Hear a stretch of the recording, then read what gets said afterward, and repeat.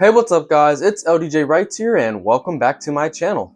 If you're new here, I'm a fantasy and science fiction writer usually, but for the last 3 months or so, I've been working on a mystery thriller novel that I'm calling Court of Rooks. And if you guys saw my last vlog, you would have known that I'm inching closer and closer to finishing this first draft. Well, this previous week, I haven't really done much writing on the draft. In fact, I only wrote 1 out of the 7 days, so I'm pretty much exactly where I left you guys off with in the last vlog. And yeah, but in this vlog, I'm going to be doing something a little different and very new for me, and that is going over notes and comments from my critique partner. Now, I know you usually get a critique partner after you have a finished draft, but through this whole AuthorTube experience, I met someone who I think I can call my friend or at least an acquaintance. We've been corresponding over email and talking about each other's projects and stuff like that, and they offered to, read my work and give me some comments. So yeah, that's what I'm going to be doing today. They sent me back their comments. There's 558 of them, which is a little insane, and I'm actually a little bit scared of what they had to say, but I'm also looking forward to it because, believe it or not, this is the first time that I'm getting real criticism and just comments on my books. I post on Wattpad. I've been doing that for years, and there, if you know Wattpad, you can comment on the books, but those are usually not coming from fellow authors. I haven't had a fellow author give me their thoughts and critiques and comments on my book pretty much since I've started writing. This is very new, but also very useful and something that I needed. And I'll also give you a little background on who my critique partner is. I won't give their identity just in case they don't want it out there, or if someone gets butthurt over the comments on my behalf. I don't think I'm going to get too, butthurt over what's said, but you never know with the internet. But yeah, my critique partner is, I would say they're a lot older than me. They're an adult. I know I'm an adult. I'm 24 years old, but they're what I would think of as an adult. I'm not really an adult in my own head, but yeah. That, I don't know why that was relevant, but yeah. From what I know, they have experience in forensics. I don't know if it's exactly criminal or, what have you, but they have experience in forensics, which is a much needed perspective that I need for this book because it is a crime novel. My main character is a detective. He's not a forensic analyst, but there is a forensic analyst in the book. And I'm actually looking forward to seeing what kind of comments I got on that chapter because, okay, I'll be frank with you guys. I opened up the document when they sent it back to me with all the comments, and yeah, I'm a little nervous, but I do value their opinion, and I'm definitely going to be incorporating whatever thoughts they have into the next draft. And I also want to take this time to say, once I do finish the draft, I will be opening myself up to taking on more critique partners or beta readers, more likely, because my schedule is pretty packed right now. I don't know if I can take on multiple critique partners. If any of you are interested in beta reading for Court of Rooks, I will definitely be posting a video when I have finished this draft calling for beta readers. So definitely stay tuned and stick around on this channel for that. But yeah, I've been doing way too much yapping, and let's get into the first couple of comments that I read and wanted to talk about. Yeah, why would there just be one?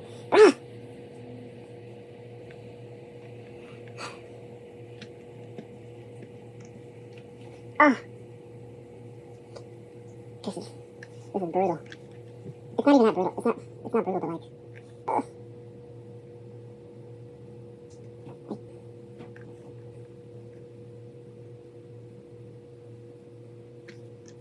I'm sorry. Okay, so I just got done reading some of the comments. Didn't go through all of them. I kind of was just skimming through. There were a lot of them, and they were very, very helpful. But I will be honest and say reading them kind of left me feeling a little deflated and almost second guessing my abilities, I guess. So it seems like the largest problem I have, according to my critique partner, is that I'm not consistent with details, which is something I already knew. Usually in first drafts, my kind of details are all over the place just because the way I plot, I do it very loosely. So I don't have everything plotted out, and I'll have a loose framework. And then when I start writing, I come up with ideas as I'm writing. And then sometimes an idea I come up with in one chapter may contradict what I just said in the chapter before. So those are like standard first draft things. I think those comments were all pretty valid. So those aren't the ones that kind of, hurt my feelings. I won't say hurt my feelings, but like, I am a sensitive person, especially when it comes to my creative projects. And this is also the first time I'm receiving, critiques from another actual writer. So I think maybe that's what is making it feel a bit more intense for me. I know it's not that deep. At the end of the day, this is a book. It's not even a real book. I'm not making money off this. It's not, affecting my livelihood or my sales or nothing. This is a first draft. They're meant to be bad. They're meant to be fixed. But I'm just a perfectionist, and seeing these comments is making me realize that this book actually needs a lot of work, which is fine. Like I said, it's a first draft. But yeah, there were just certain things I was reading. I didn't disagree with them necessarily, but it's just like, I guess I've been writing in a vacuum for so long, and now that I'm having outside opinions and comments, it's kind of making my brain want to melt down, which I need to, manage that better, because if I'm going to get beta readers and I'm going to be getting their comments, or if I even want to pursue publishing, not even with this book, but with like other books, I'm going to have to be able to, take criticism. It's just, and not even with just books, any aspect of my life, I'm gonna have to take criticism, and I'm gonna have to take it on the chin. I'm going to have to assess whether or not that criticism is valid, take it on board, and then figure out what next steps are. So I'm actually very glad that I did this. Regardless of how it's making me feel, I'm very glad that I did this.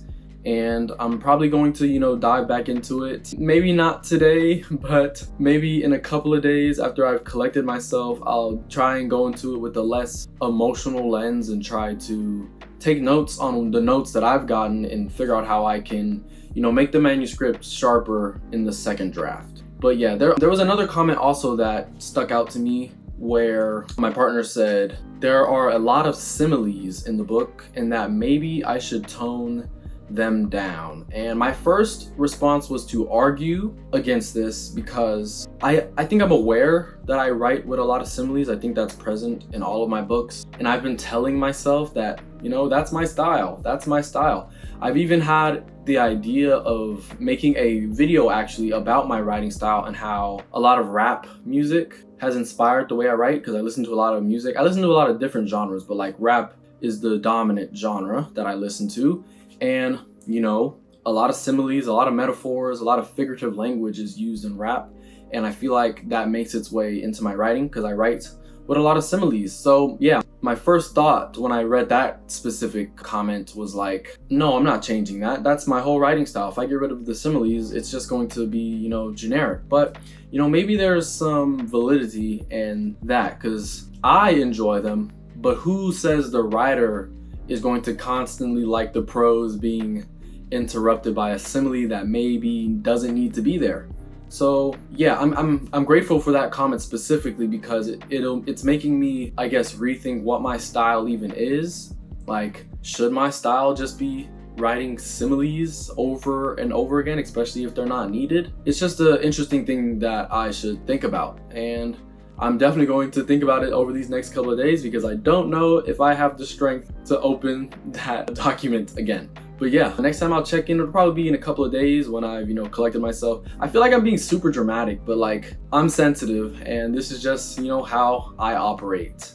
And this is also new for me. So hopefully some of you guys can relate to getting criticism on your works, and it makes you nervous and kind of self-conscious and, maybe a little like second guessing of yourself. But I want to tell you guys that, those feelings are perfectly okay, but you should not let them, discourage you from continuing to write. Because I won't lie, after reading some of those comments, I was like, dang, maybe I'm not a good writer. But you should not take, that should not be your takeaway from getting criticism on your work. And that's what I'm telling myself, and that's what I'm telling you guys. So at the end of the day, criticism you receive from a person is always just their opinion. It's up to you to determine whether or not that opinion is valid to you. So yeah, I'll probably check back in a couple of days when I'm, more clear-headed and what I plan to do with this criticism, and hopefully I can get some writing done. And yeah, I'll see you guys in a bit. 2,000 years later. Okay, so it's actually a whole week